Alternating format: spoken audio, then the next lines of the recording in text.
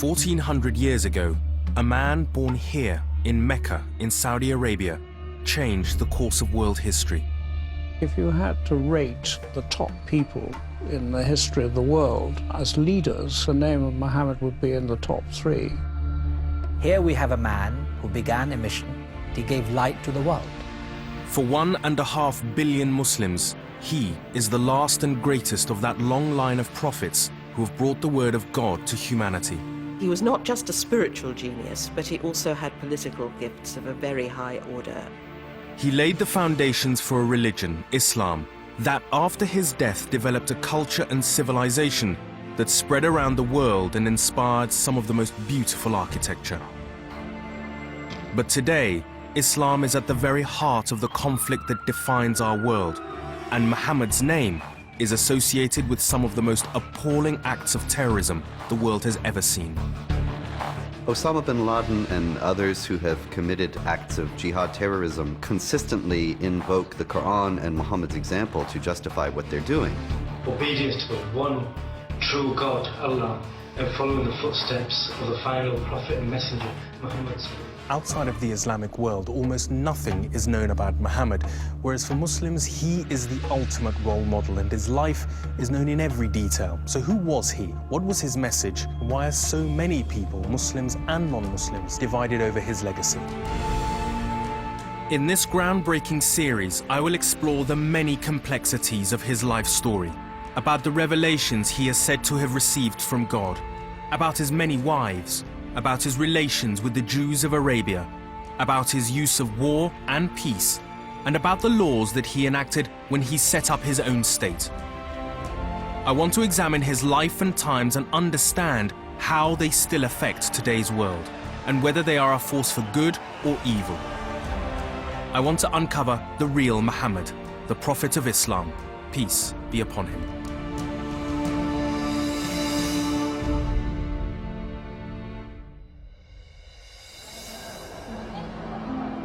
Muhammad was born in Mecca in the year 570 into the ruling tribe of the city, the Quraysh.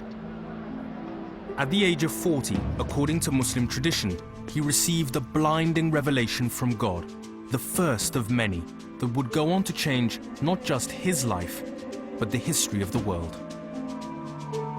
This is the defining moment in Muhammad's life, and today, for the 1.5 billion people all around the world who follow him, completely accepting his revelation defines what it means to be a Muslim.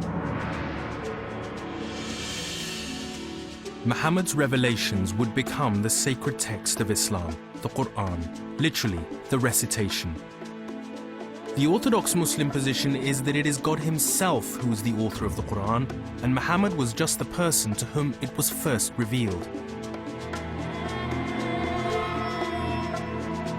When he started preaching, Muhammad had quickly attracted a small band of followers, but they were now under threat of death from the rulers of Mecca who controlled the Kaaba, a shrine that housed the many gods of Arabia. They feared that Muhammad's message, that there was only one true God, would destroy the importance of the Kaaba and in turn lead to Mecca's economic and political ruin. By 620, Muhammad had also lost 2 of his greatest supporters, his loyal wife of 25 years, Khadija, and his clan protector, his uncle Abu Talib. He had reached one of the lowest points of his life. But it was at this moment that he had another extraordinary spiritual experience that would transform his life. According to Muslim tradition, one night after falling asleep at the Kaaba in Mecca, Muhammad was transported on a metaphysical journey to a place hundreds of miles north, a city that is also holy to Christians and Jews, Jerusalem. What would become known as Muhammad's night journey would establish Jerusalem in Muslim eyes as a sacred city, a place of devotion and pilgrimage, second only to Mecca and Medina. It's one of the main reasons why today Jerusalem is at the heart of the Middle Eastern conflict.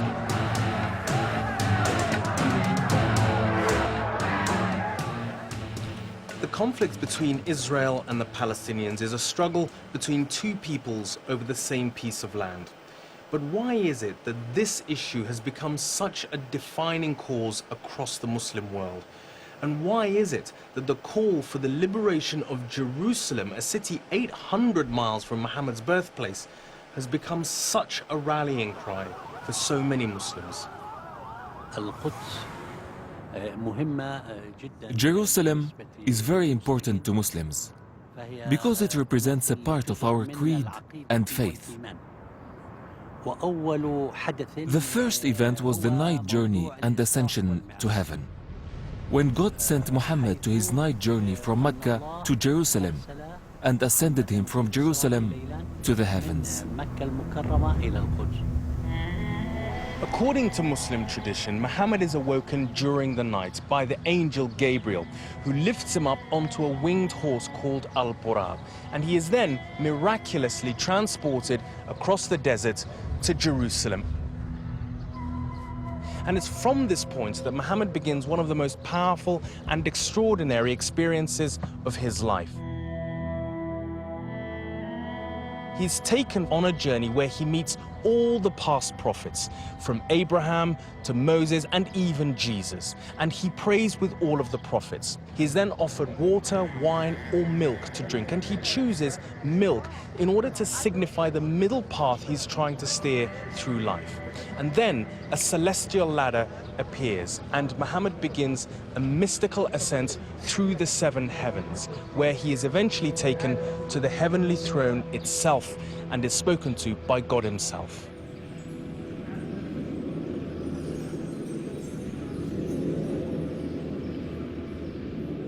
To modern rational ears, it's an incredible story. But for Muslims, it is one of the most important events in Muhammad's life.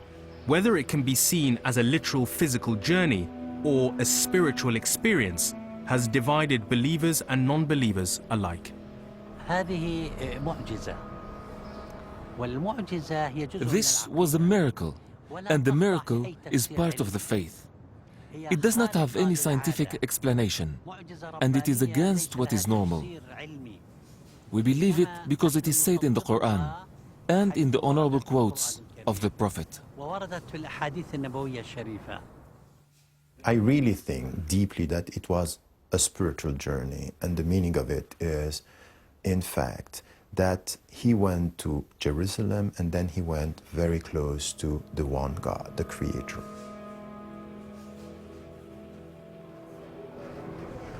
This is actually the shrine inside the rock, which is covered by the famous gold dome mosque known as the Dome of the Rock. And it's exactly from this point where the Prophet Muhammad is said to have gone on his night journey. Now, for some people, it was and is a literal physical journey in which the Prophet Muhammad traveled in the blink of an eye from Mecca, 800 miles away, all the way here to Jerusalem. But for other people, the night journey is actually symbolic. It's a spiritual journey in which the Prophet's soul enters a new realm of divine revelation.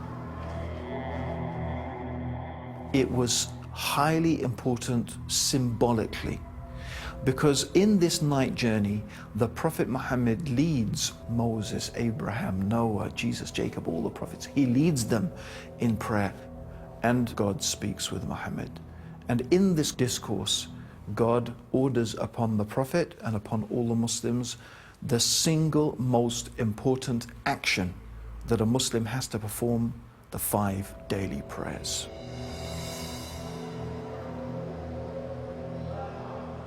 You look for it in the Quran and you find 3 little mentions. But the whole story about the Prophet flying on Buraq, going to meet the previous prophets, going to Jerusalem, being given instructions about, the 5 daily prayers, all of this journey to heaven, journey to the glimpse of the edge of the uttermost throne of God, has all been added on later to build up this sort of wonderful cosmological gift to the Islamic world, but it's not in the Quran. The history of religion is embellishment and interpretation. How many times should it be in the Quran? That it is in the Quran is what is significant. Muhammad's night journey to Jerusalem and his ascension to heaven when he meets all the past prophets dating back to Abraham, so familiar to Jews and Christians, is a crucial moment in his life. For Muslims, it is a confirmation, an acceptance by these other prophets and even God himself that Muhammad is the last in the long line of men who have brought the word of God to humanity, and that Islam and its followers were also a part of the ancient Abrahamic tradition. It was also an indication that Muhammad was now prepared to leave his tribal past behind him and bring his message to the wider world. The Prophet's night journey goes away from tribalism. It finishes not with the tribe, but with an embrace of humanity and an abandonment of the tribal spirit and a reaching out to others. That's the theological meaning of what's happening. Because of what happened just behind me, Jerusalem is considered by Muslims to be the third holiest shrine in Islam after Mecca and Medina. And because this city continues to be under Israeli control, that's why Jerusalem continues to be such a potent symbol for Muslims around the world.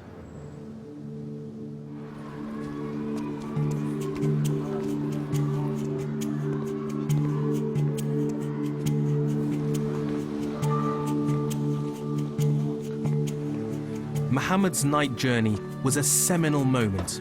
It marked the ending of one period of his life and the beginning of another. He was about to begin a new and even more dangerously radical phase of his mission, in which he would abandon his tribal life completely. Rather than trying to defeat the Quraysh in Mecca, he would leave the city and start again somewhere else.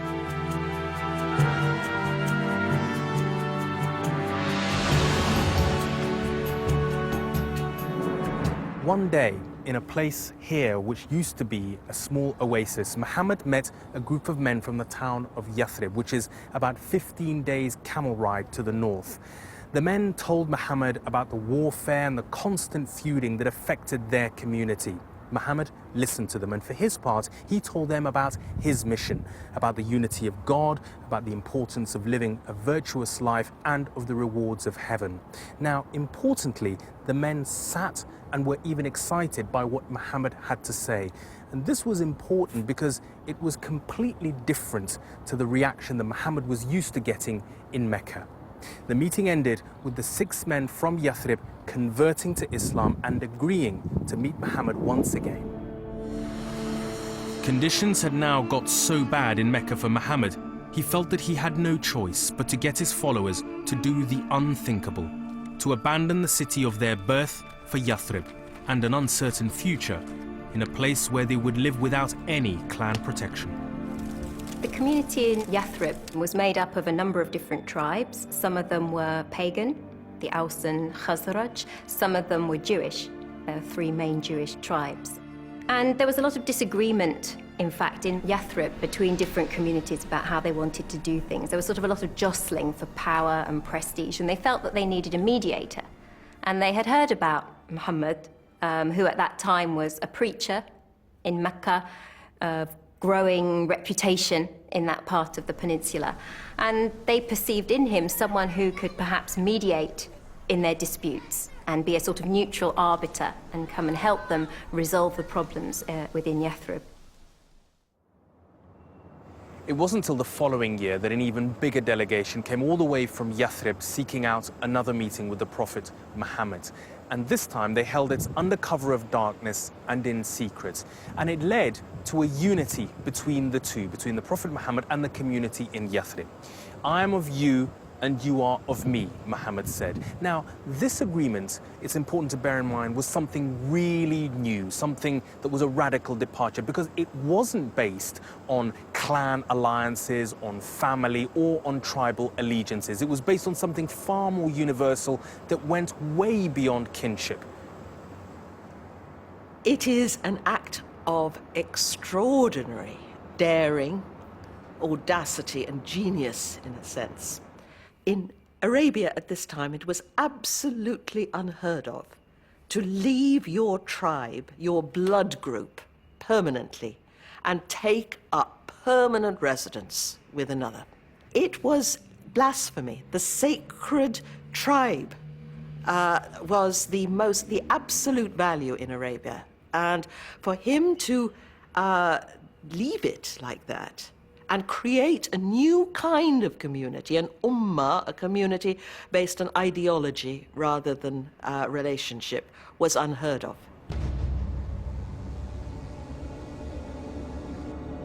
If the rulers of Mecca got wind of Muhammad's plans, the consequences could be disastrous. So Muhammad now had to get his followers out of the city without alerting the Quraysh. Over the next few months, a few of Muhammad's companions left the city each night, so as not to arouse any suspicions, until finally only a handful were left, including his faithful companion Abu Bakr, his young cousin Ali, and Muhammad himself. Meanwhile, the Quraysh themselves had been planning, this time to assassinate Muhammad himself. The idea was that one member of each of Mecca's clans would stab Muhammad at the same time, making it impossible for Muhammad's own clan to revenge his death, as too many people would have been involved. One night, the group surrounded his house, and believing they saw someone sleeping in Muhammad's bedroom, the assassins, with their daggers drawn, rushed into his bedroom. But instead, they found his young cousin Ali asleep in his place. Muhammad had fled. He's a very canny man. They're going to kill him in this assassination plot that he escapes from, goes on this wonderful journey with Abu Bakr. The thing I like of many, many aspects of it is that he made certain that everybody paid their debts. They were leaving Mecca, but every debt had to be fulfilled. There's an underlying Arabic code of honor feeding the division.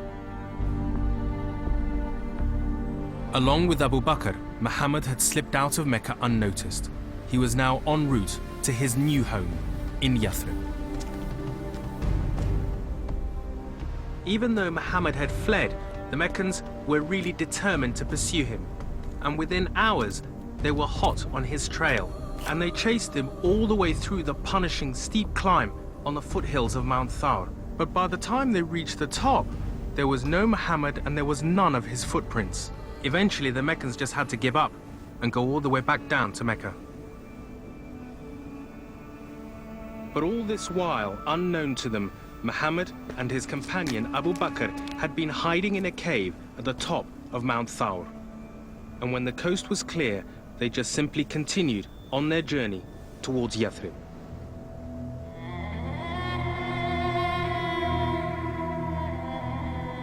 It was now 622 AD, and Muhammad was in his early 50s. He had grown up in Mecca as an orphan.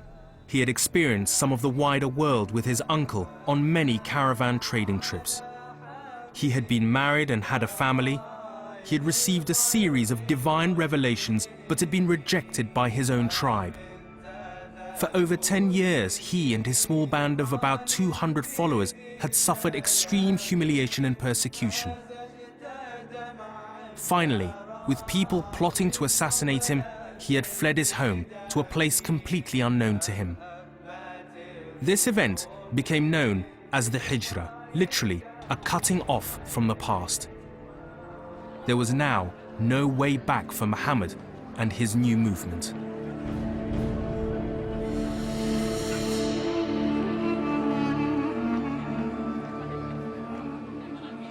He went as he'd preacher. He didn't go as a conqueror. They said, come here and be our judge. We're not going to accept you as prophet of God. We're just going to accept you as a prophet, a revered man whose word we trust. He didn't come with a conquering army. He came as a refugee, as an exile, as a dignified man of respect. Muhammad was preaching Islam in Mecca for 13 years. He only had 150 followers, max. He is a very good calculator. He knew if he fought them from inside Mecca, he was going to lose. He left at the right time because he wanted to expand his message, and he went to the perfect location where he can actually hurt the Mecca people and conquer Mecca from outside, not from inside.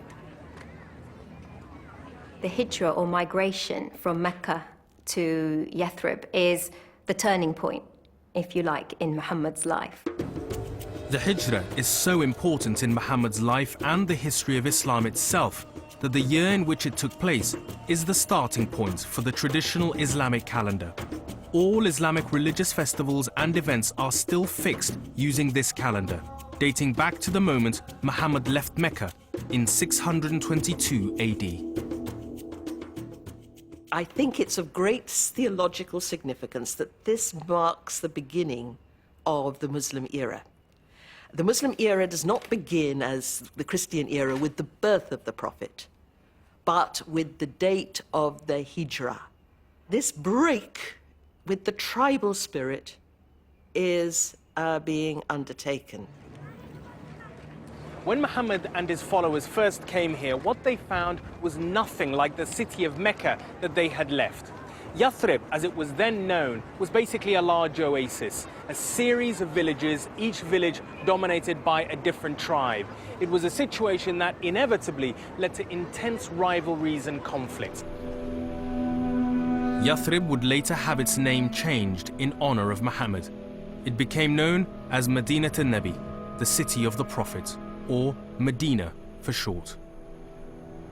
They arrived with nothing, and they immediately had to integrate themselves from being a great trading Meccan aristocracy to being poor, penniless, wearing the rags of their clothing in a very, very wealthy oasis, full of its own wealth hierarchies. They ground corn, they wove mats, and they fitted in. When Muhammad came to Medina, what kind of a place was Medina? Okay, Medina at that time, it wasn't a complete city. It was what you call sub-communities. Collection of different tribes Yes. and communities. Yeah. The center of Medina, which were the Prophet and the main of Al-Ansar, or the people of followers, Medina. yeah. And then you have people in Quba, you have people in Al-Qiblatain, and then you have the Jew, the east of Medina, Yeah. and also in the south of Medina. So you have tribes surrounding Medina, but as a general, they call it Medina. Muhammad's newfound freedom allowed him to build his own mosque. It became almost an extension of his own home. Tell me about when the Prophet Muhammad built his first mosque here in Medina. He found the land in the center of Medina, and he built this mosque. But this mosque, the model that you have here, is very different from the one that is in Medina now, which is one of the biggest and grandest mosques in the world. Yeah. This is very simple. Yeah, because at that time, try to imagine you are talking about 14 centuries before. The building was very simple, about 35 meter by 35 meter. But it was similar to the building around Medina, which was built by mud and also stones in foundation and palm trees so they can cover part of the mosque, and they make an open area in the back of the mosque. Now, that same mosque has been transformed into this, one of the biggest in the world, able to hold up to 500,000 worshippers at any one time. Muhammad used his mosque like a community center. He not only preached here, but also made it his office, where he could settle disputes, hold negotiations, and have public debates. Everyone was free to enter and speak with him. Jews, Christians, non-believers, even slaves. Above all, he and his followers could now come to the mosque and worship in relative peace. But they faced one practical problem. There was no effective means to tell people when it was time to pray. According to tradition, one day the Prophet Muhammad gathered everyone here in the courtyard of his mosque, where they wanted to discuss how the faithful should be called to prayer. Should it be like the Christians at the time using bells, or the Jews who used the horn, or should it be something else like using fire beacons? Eventually, after much discussion, it was decided that the new religion of Islam should be proclaimed with the human voice itself.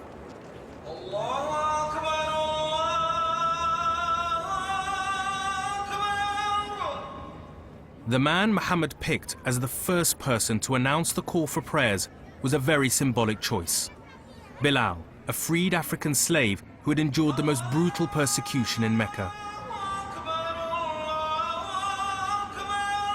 In Muhammad's time, slavery existed all over Arabia, and although he never abolished it, Muhammad and his companions did free slaves like Bilal.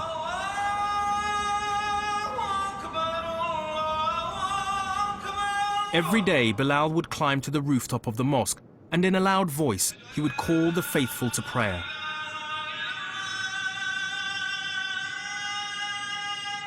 This call to prayer has since become an integral part of Muslim life.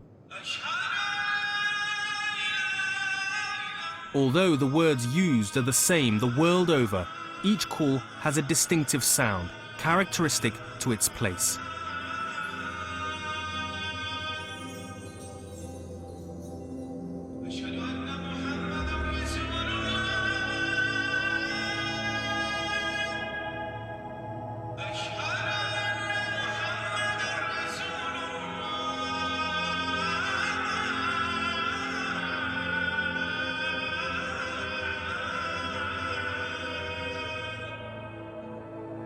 The mosque and its later distinctive tower or minaret would become one of the most identifiable Islamic symbols. A mosque is not just a place of worship. A mosque is a focal point of community. It is a place where the transformative mission of Islam must be put into practice by services for the needy, services for the community, services to help people to achieve the objectives of Islam. It's a centre for education. That's what a mosque should be. It's not what an awful lot of mosques are today.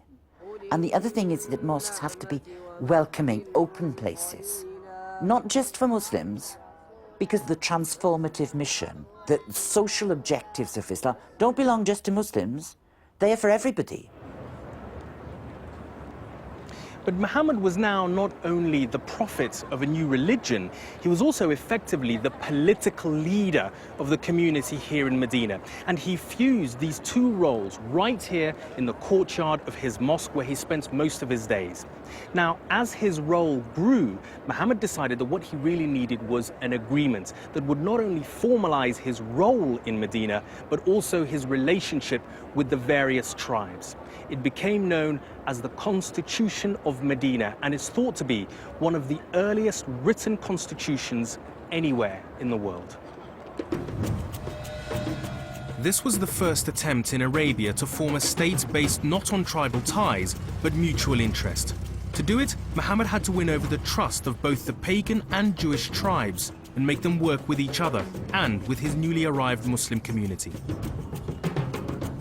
Prince Hassan bin Talal of the Jordanian royal family is an expert on the Constitution of Medina. The constitution was necessary for the establishment of a new diverse state in Medina, that is to say, Muslims, Jews, Christians. So it organized the relationship between Muslims, Jews, and non-Muslims on the basis of a recognition of the importance of respecting the lives, the properties, the places of worship, and in particular, ultimately, in respecting the relationship between the descendants of Abraham. It regulated rights and obligations. In a sense, it was a Magna Carta, if you will, of the Muslims. In the case of Medina, this was not a religious state. On the contrary, it was a civil state, and the government and the people were subject to the rule of law, which recognized their respective rights and encouraged them to live together. No complete copies of the original document have survived, and although a number of versions are found in early Muslim sources written about 100 years after Muhammad's death, some historians doubt its very existence. Was there a Treaty of Medina? We only know this from one set of sources, which had their particular biases, their particular agendas. There are some historians who have the view that there wasn't a constitution at all and there wasn't a treaty, but that this was something made up subsequently. The job of the historian in those circumstances is extremely difficult. According to the Muslim chroniclers, there certainly was a treaty and there was a constitution. Incidentally, if you look at the constitution, there's nothing in that that would surprise you if you've immersed yourself in the political sociology of that period. It's absolutely unsurprising. Thank you very much. The Arabic used in it is very archaic. There is every reason to assume that this is a surviving document from that period, and it deals Essentially with exactly the sort of practical things that you would imagine. What is going to be the position of Muhammad with regard to the tribes in Medina, with regard to the property of the people of Medina, and so on. It's a very it's not a blueprint for an empire. The Constitution of Medina is the earliest known model of governance in Islam, and it clearly lays out the duties and the rights of citizens, as well as the responsibilities of those that govern them. For example, it clearly does away with the whole customary practice of vengeance and the practice of private justice, and establishes the rule of law. This constitution, all the tribes of Medina, they sign it together. Including the Jews, including the pagans? Include everyone. They sign it to call what they call it Ummah. The Muslim community. Yeah, everyone is responsible for the protection of Medina, and they are equal against the law. They run a complete state with all its law. For example, if any two Jews fight each other, they will come to the Prophet and he will judge them not according to Islamic law, to the Jews' law.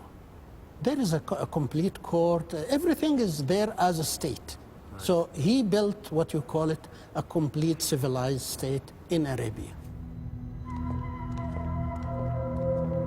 The interesting thing about the Constitution of Medina is that it recognized that all these people, pagan Arabs, as well as the Muslims, the Ansar and the Muhajirin, and the Christians in that city, were part of the same ummah, of the same nation. Nowadays, of course, Muslims often use the term ummah to mean the Muslim community, but that is not how it was used in that very first constitution of an Islamic state. So when people today say to me, we would like to create an Islamic state here or there, I say to them, will it be like the first one in Medina or not? And if not, why not? Although it survived throughout his lifetime, after his death, Muhammad's Constitution of Medina was first changed and later completely discarded by later Muslim leaders. This is one of the worst problems that we have today. To me, the most important part of the example of the Prophet and the message of the Quran is the acceptance of plurality. The need for and the realization that there are many faiths, many ways, and all are capable of being a community, an ummah together. I think Muslims marginalize this message. I think they fail to hold it as the central principle of social existence, and by doing that, they actually defy the example of the Prophet.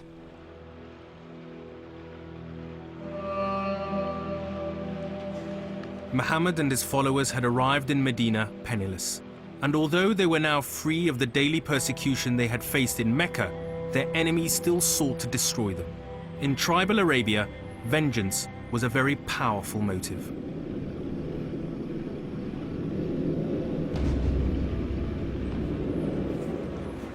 The Muslims in Medina now faced a threat to their very existence. The much more powerful Meccans who had driven Muhammad out persecuted his followers by taking their property and their very means of survival, were still plotting to destroy them.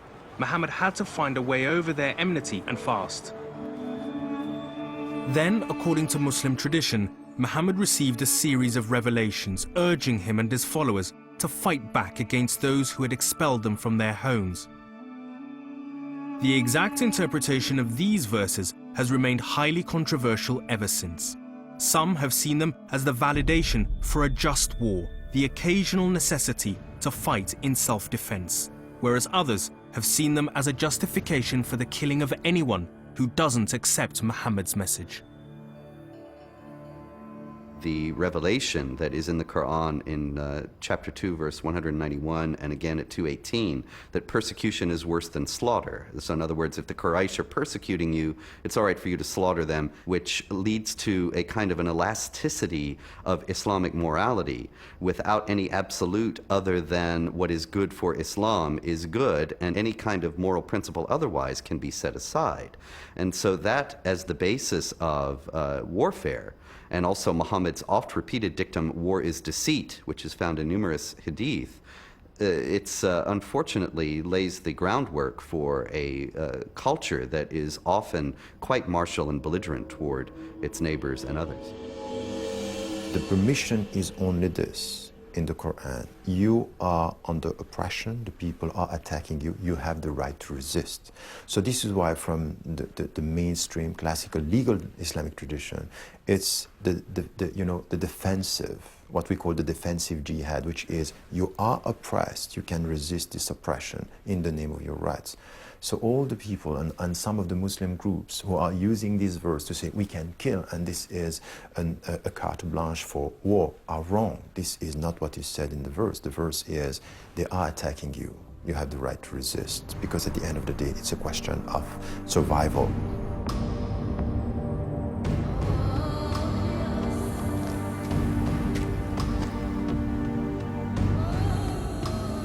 Muhammad and his followers were engaged in a battle for survival.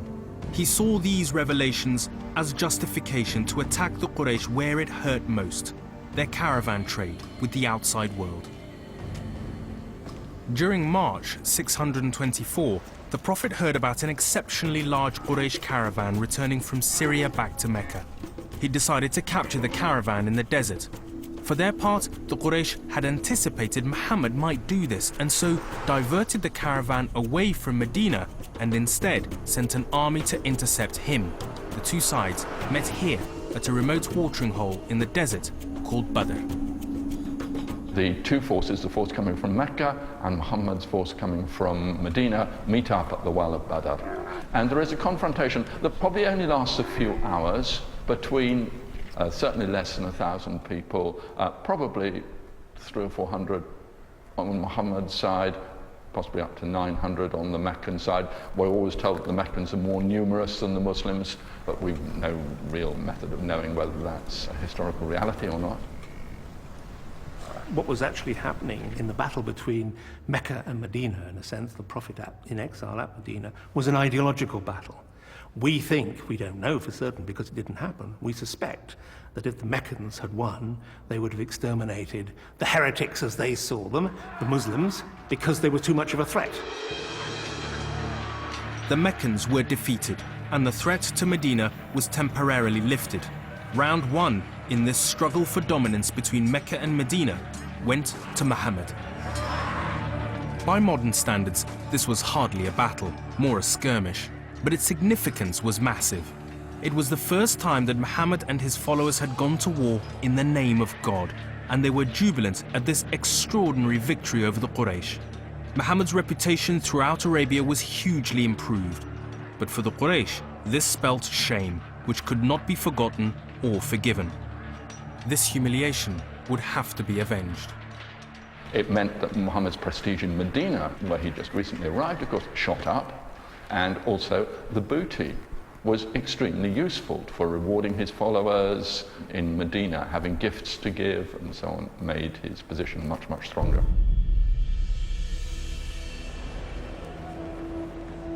For Muhammad and his followers, the victory at Badr had a deep religious meaning. It was a vindication of the faith that has sustained him and his followers for now nearly 14 years. They saw it as God's approval for their new movement. Ever since, Muslims have seen this early victory as a divine deliverance, comparable to the Israelites' deliverance from Egypt at the Red Sea. One day, while he was praying, following this victory, Muhammad received another revelation that would give him and his followers a more distinct identity. The revelation instructed him to change the direction in which Muslims pray, known as the Qibla. Now, originally, Muhammad and his followers, just like the Jews and the Christians at that time, prayed towards Jerusalem. So that Qibla in this mosque here faces north towards Jerusalem.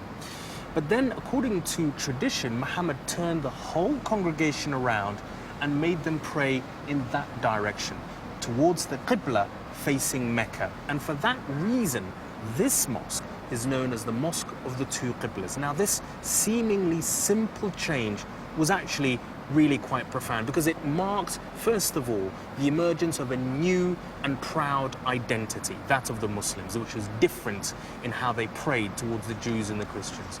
And it also means to this day that Muslims, wherever they are in the world, 5 times a day, all pray in the same direction, towards Mecca. This change of the direction of prayer from Jerusalem to Mecca is a curious moment. And some hostile commentators have seen the early element of Islam as being too Judaizing and, drawn towards the Holy Land, and Christianizing about Islam as being a revival movement that's going to submerge the Holy Land of all its problems and create this one sort of unified sort of faith, but leaning very strongly on these previous traditions. One could imagine a process where, as Islam wants to build its distinct institutions, one of the other things that it develops is, of course, its own spiritual center, Mecca. And so one could imagine Mecca being consciously chosen as a way of distinguishing this new faith from the ones that had gone before. But not all the people of Medina welcomed this move to create a more Muslim identity. In particular, some of the more prominent Jewish tribes. I can certainly envisage that the idea that one should pray to anywhere other than Jerusalem would have aroused enormous suspicion amongst the Jewish tribes of the peninsula at that time. The members of the Jewish tribes saw the new direction of prayer as an act of defiance, symbolic of their deteriorating relationship with Muhammad. There is, as it were, a religious aspect to it and an economic aspect that made relationships between the two very difficult. The Jewish tribes were unable to accept Muhammad as the apostle of God because that went against their scripture and their tradition and so on. So there's a fundamental problem there. But the other thing was just control of trade and resources. There's a lot of struggle for the control of the economy, if you like, the silver market and metalwork and things like that. The newly arrived followers of Muhammad from Mecca were keen to dominate the local economy. The more powerful and successful Muhammad became, the more his relations with the Jewish tribes worsened. He expected their support in his conflict with Mecca, but they had lucrative commercial ties with the Quraysh in Mecca, which they were not about to give up. And so, according to Muslim tradition, the Jewish tribes began to have secret meetings with Muhammad's enemies. Some of the pagan tribes that had converted to Islam also started to resent Muhammad's success, and they too began to turn against him. Muhammad now faced a dual threat from both inside and outside his own ranks. It wasn't long after the Battle of Badr that Muhammad began to encounter his first serious problems with the Jewish tribes from Medina. He learned of a series of secret meetings between the Jewish tribes and his Quraysh enemies from Mecca. Muhammad's fear was that if the Quraysh attacked, the Jewish tribes may well swap sides wholesale and help to crush him. And thus he felt he had to act. He surrounded one of the villages of the Jewish tribe south of Medina, and after a 2-week siege, they surrendered and then they were banished en masse from Medina. Part of the Constitution of Medina had been a compact in which people of different tribes and faiths could live together, that Jews had a right to live and function within the society commercially to practice their faith, but that what they owed the state was their loyalty. And what happens at a certain point is that the Jews, not all of the Jews, but particular groups of Jews, are seen as, in effect, committing treason, as aligning themselves and making vulnerable the Medinan community, aligning themselves with the enemy. The exact nature of the relationship between Muhammad and the Jewish tribes is another controversial aspect of his life. Most Muslim scholars regard the Constitution of Medina as a formal treaty between the two, and that when some of the Jewish tribes met with Muhammad's enemies, they broke that treaty. Others dispute this interpretation. You speak about controversies or differences of opinion about the Treaty of Medina. Spell it out. This is a dispute that I don't think historians can solve. It's interesting that we don't really have any reliable, independent, contemporary Jewish sources for this. So you can take the view that they did enter into a treaty and then they broke it, or you can take the view that the treaty was a Muslim chronicler's invention in order to justify ex post facto what had happened. There's a spark of realpolitik, of power politics, by expelling these very wealthy communities who had put themselves, in each case, in a treasonable situation. On one level, the Prophet came with a whole lot of penniless migrant refugees, and certainly when the first Jewish clan who owned all this property, owned all the valleys, when they had broken the pact and negotiated with the outsiders, they meant the whole point of him coming to Medina was that he was going to be the chair and stop all of this schism. At that time, the acceptable punishment for treason was death. So the fact that Muhammad only banished this Jewish tribe from Medina might suggest he was still hoping for some kind of reconciliation with the others. But relations between the two sides remained fraught. Another event was to increase the tension even more. Almost exactly a year after the Battle of Badr, the Quraysh returned to Medina looking for vengeance with a new army 3 times larger than Muhammad's. This was no longer a tribal squabble, but an all-out war of extermination. Once again, Muhammad decided to meet the Meccan forces outside of the oasis here at Mount Uhud. But his forces were greatly depleted. For one thing, the Jewish tribes decided not to fight because it was the Sabbath. And one of Muhammad's commanders deserted him, taking 300 soldiers with him. The Meccans, on the other hand, were motivated by the desire for vengeance. This time, neither side was able to deliver a crushing blow, and the battle ended in a stalemate. It was a hard-fought battle. It was a draw, if you like. But the important thing was that the Muslim community of Muhammad in Medina survived. The crucial difference was that this time the Meccans had some inside help. According to Muslim tradition, some of the Jewish tribes in Medina were now actively helping Muhammad's enemies.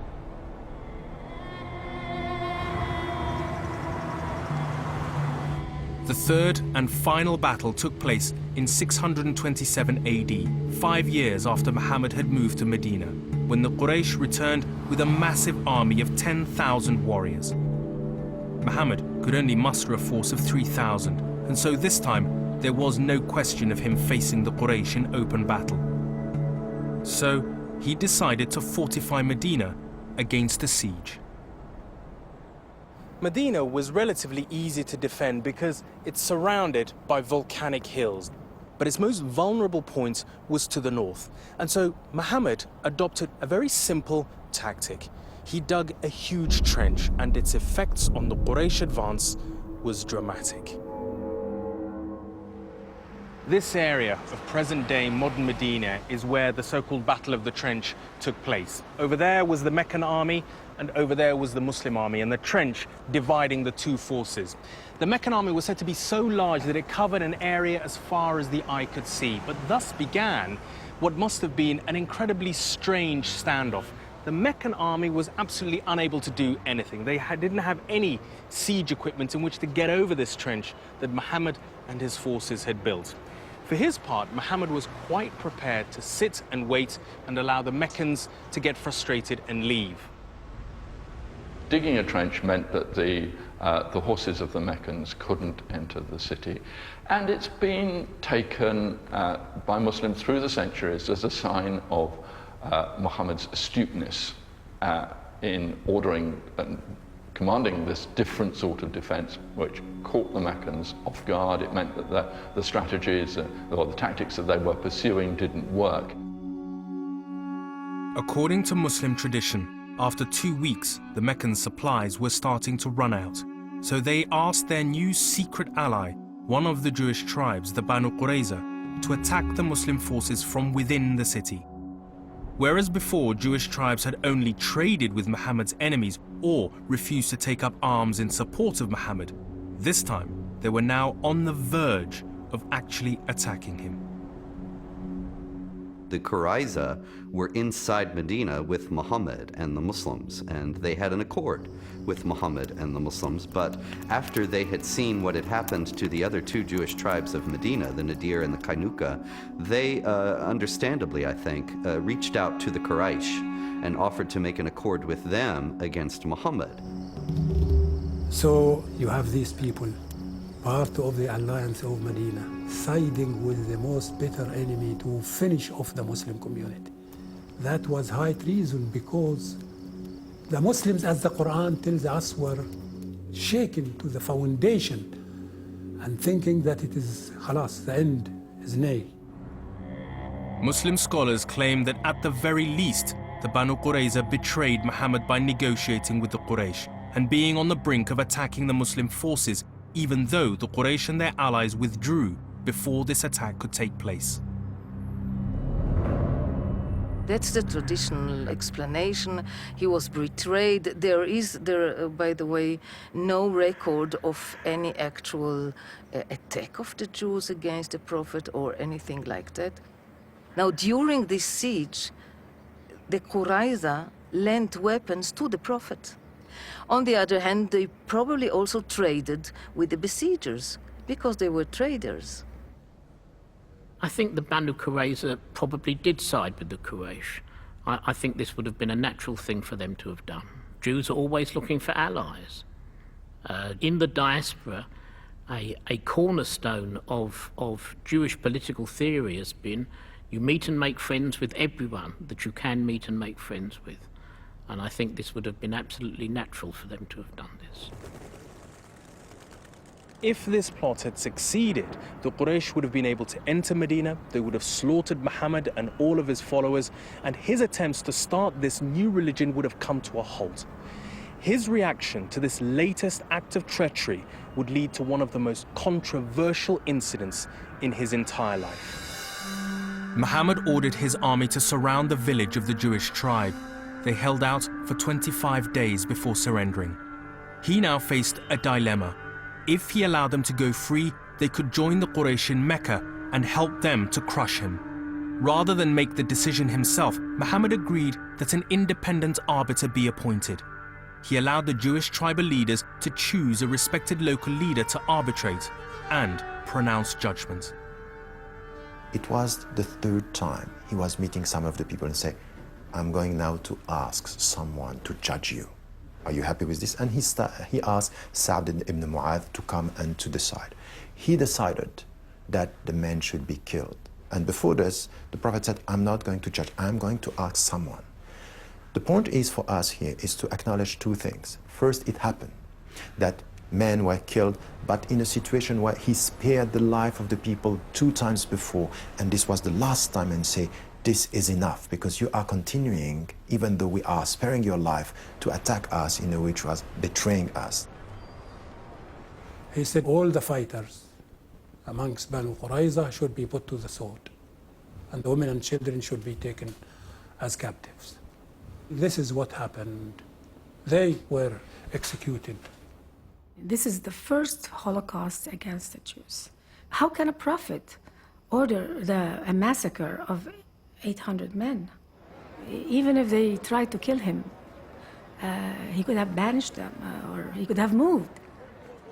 It had nothing to do with the fact that they were Jews. They could have been a Christian tribe or any other tribe. It wasn't a Holocaust. It wasn't directed at the Jews because of their religion. If that was the case, then it would have set a precedent in Muslim history, and we would not have found the golden age of Jewish enlightenment taking place under the Muslims in Spain. If this claim was true, then we would have found the position of Jews throughout Islamic history would have been very, very different. It's this incident, perhaps more than any other, that's led many critics to brand Muhammad as a bloodthirsty tyrant, willing to use all violent means in order to maintain his rule. And it's also seen as the origins for much of the hostility in the Islamic world today towards Jews. And certainly, judging by our own standards today, it was an appalling act of brutality. But we have to see it within the context of the time. The fact that very few people were shocked by this act is a stark reminder of the brutality of the age and society in which Muhammad grew up. I think that the massacre at that time had an impact on the outlook of Islam towards the Jewish world. I think over the centuries since then, the Islamic world has, in a sense, bought into a particular view of Jews. Now, having said that, I think there are other factors that have influenced Islamic attitudes towards Jews. But I think that was certainly one of them. I think it seared itself into the Muslim historical memory, and to that extent, it has had an impact that we feel down to this day. In some parts of the Muslim world and Muslim communities in the West, a new anti-Semitism has appeared that claims legitimacy from the Quran. Its offensive rants are to most Muslim and non-Muslim ears completely abhorrent. أيا يهود ألا لعنة الله عليكم أيا يهود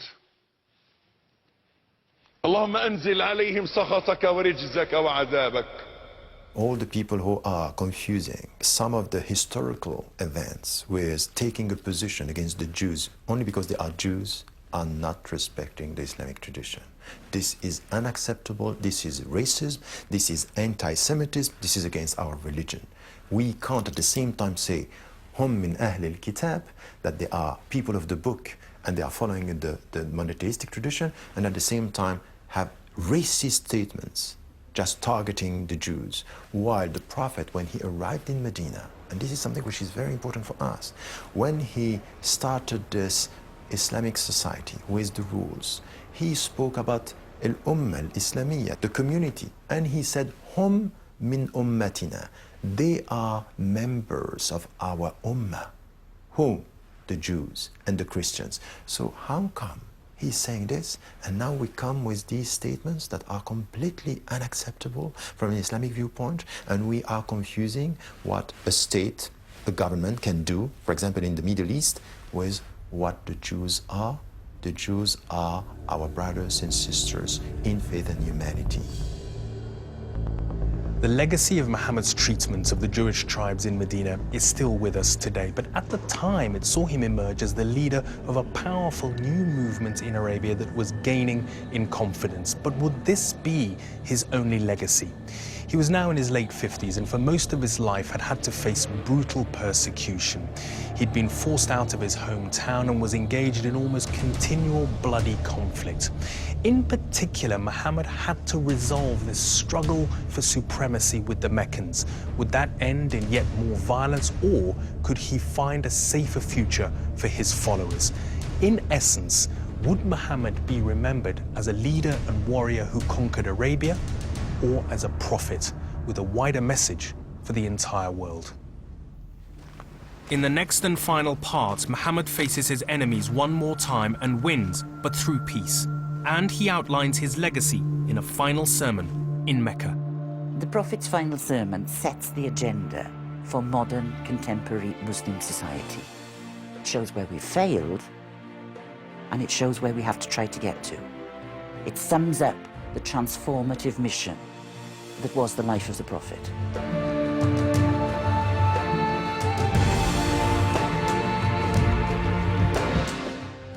And the life of Muhammad continues here on BBC HD next Monday at 9. Next this evening, though, it's a difficult time for jazz in Small Teen, Bigger World.